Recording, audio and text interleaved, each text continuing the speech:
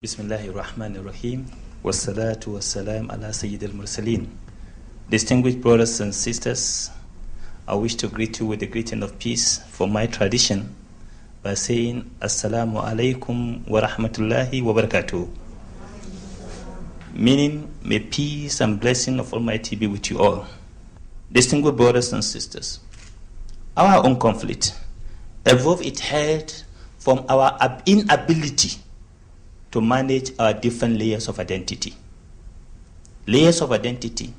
And I always say from my experience, every human being as a person, you have 9 important layers of identity. And these identities serve as insurance bond. They serve as guarantee, as security, as credit card for you to assess the other community, to even assess resource or power at any given time. Family level. At family level, our father, our mother, our brothers and sisters become the first insurance bond. You feel more secured. It's your comfort zone every human being have, that no one dare break that chains. It doesn't matter whatever happened, that is the first insurance bond we have. And the first bond that gives us access to everything. Father don't say you are asking, he may say you are asking too much. He won't say you don't ask why. Why do you ask at all? The same applies to our mom. The second level of identity which we use is our community spirit, our community identity. And this community identity based on which part are you? The people you see every day, you grow with them every day. Their concern is your concern. Their happiness is your happiness. Their security is your security because you live in the same neighborhood with them. This also serves as an insurance bond. If someone new come into that community and moving around at odd hour, people won't call and say, hey, can we call the 911 if you have it here? We don't know who is this. There's someone here who doesn't belong here. But if you belong to that community, try to sleep outside. Nobody cares. Even if they care, it's to come and say, how there's no problem. Why are you sleeping outside? Don't you feeling cold? Etc., etc. Distinguished brothers, and that leads us to the third level of identity, which is our national identity.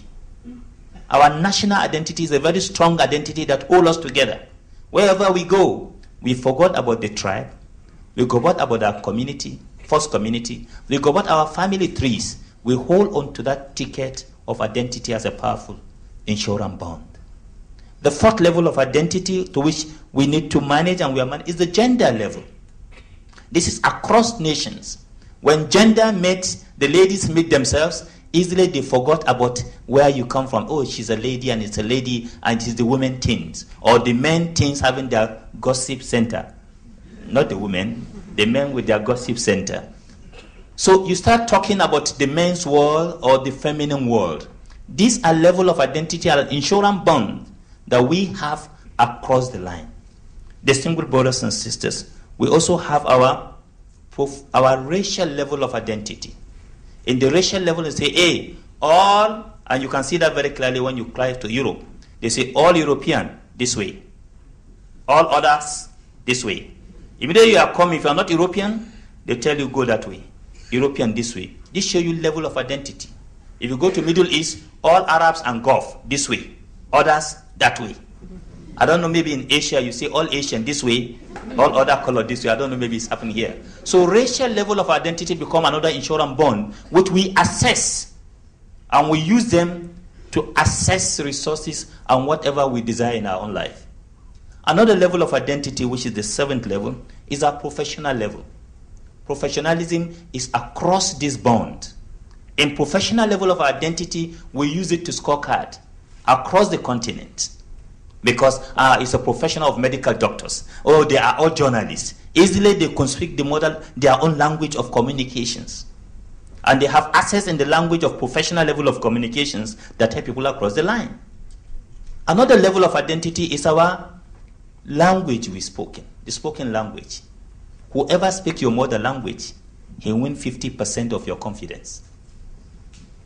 Very, very clearly, the moment somebody comes and starts speaking your mother language, oh, for example, a black man like me speaking Malay or Hindu or Chinese, you say, oh, you're welcome. And then you open your heart to me.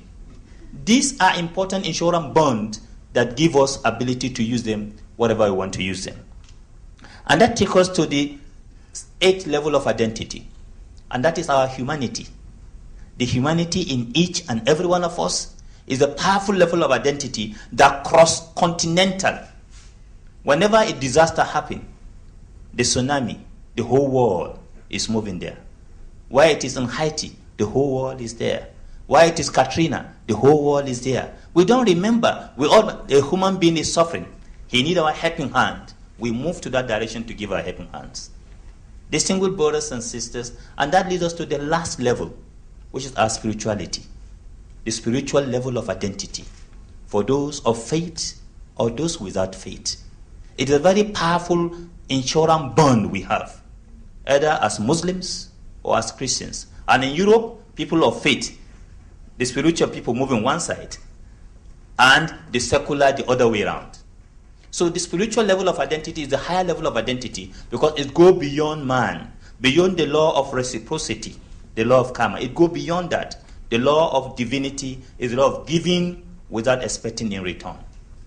These are the spiritual level of identity that we connected.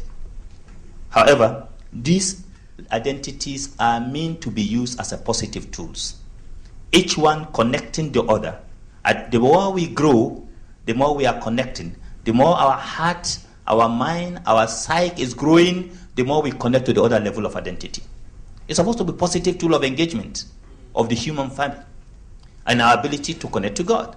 But unfortunately, it's a two-edged sword that can be used positively or negatively.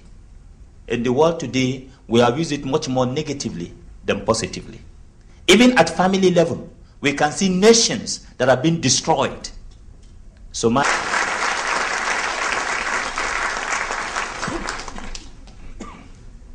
I wish to say to the Honorable Speaker in presence and your entourage, the chairman of this honorable NGO, peace be with you. This is the greeting that my mentor, Jesus Christ, said to his disciple, that when you go into a community, say, peace be with you. And if the person is of peace, he will return the peace unto you. Distinguished personalities here present, it gladdened my heart. We have not come to preach a new thing, and it's the thing that you already are living. But we have to caution that keep consolidating the peace. It is very expensive to fight a war, but it's cheaper to maintain peace. And I call on the government to keep supporting such initiatives, that dialogue is the solution. There is a wise man who said, please, keep dialoguing, no matter how hard the issue is, keep dialoguing. And if you can dialogue, and you sweat on your forehead so much that the sweat fills a drum of water, please keep doing it, down to allow yourself to shed a pint of blood, which you can never buy. I have noticed interdependency, which is, no matter what it takes, talk. Because if you do not talk, people will begin to cluster around ethnic nationalities. It's like Nigerians People Forum in Singapore, Asian People's Forum in Singapore, or whatever dialect, ethnic nationality, you begin to cluster around that. Then you begin to talk in whispers. And the other groups will begin to assume that you are talking against them. You are planning evil against them. Then they begin to construct stories. And within the stories, they begin to demonize this nationality against the other race. These races are like that. Stereotypes begin to set in. And then you begin to tell a story. And that story can be negative. So talk quickly before you throw the stone. Because assumptions can bring about preemptive strike. And some people say that the best defense is to attack. And I say the best defense is to love. How? If that one fails, can we collaborate? Can we find a way where we have... How do we people of faith identify common interests within our country and address them? From all faith traditions. And I think faith comes to promote humanity. And in this faith, there are certain absolutes that I see cut across most of these faiths. One is that if we have to relate to one another, we must have purity of heart. And I call that absolute purity. Two, if we have to promote our faith, common issues show unconditional love. Don't love me because I love you. Love me because I cannot love you back. Because love is contagious. When you do show love, somebody will pay back with love unconsciously. It's reciprocal. If you sow hate, you get hate in return. Now, I don't see this in the people of this country. And I love you for that. I hope that your infectious love will go with me so that I carry the virus wherever I go. The next one, of course, is to say we must be unselfish. If you are absolutely unselfish, you will share what you have with the other. I say, can we compete from our faiths on who gives more cup of tea to the other? If today we trade tea, I give you 2 cups, you give me 3 tomorrow. I give you 4, next tomorrow you give me 6 cups. Let's try to outwit one another in doing good. In that way, our competition will be healthy, instead of trying to outwit one another in doing evil. Fourthly, we must also have what we call absolute honesty. Let your yea be yea. If you say I'm coming 1 o'clock, be there 1. If you say I come to, because we believe that in our spirituality, when you give an appointment, it's like act of worship. And of course, human exigencies and human challenges can be found. But if you are known for somebody who keeps time, it promotes your faith. It has a positive impact on your religion. They say, oh, these people, this religious sect, if we talk about time, they are like GMT. So let's compete in marketing good values within our faith. And of course, lastly, is to say we should have absolute purity, love, and of course, unselfishness. If you do share, you will get back.